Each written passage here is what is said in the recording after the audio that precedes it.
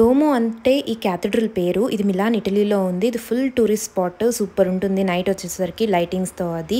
ఇక్కడ live shows అవి కూడా జరుగుతాయి. చాలా బావుంటుంది. సో, ఇక్కడ రావడానికి మెట్రోస్, ట్రామ్స్ అండ్ బసెస్ అన్నీ అవైలబుల్‌గా ఉంటాయి. మనకి యాక్చువల్లీ ఇటలీలో డే లాంగర్ సమ్మర్‌లో ఇప్పుడు 9:30 అయింది టైం. ఎంత బాగుందో చూడండి. ఇప్పుడిప్పుడే లైట్స్ అవి ఆన్ చేస్తున్నారు.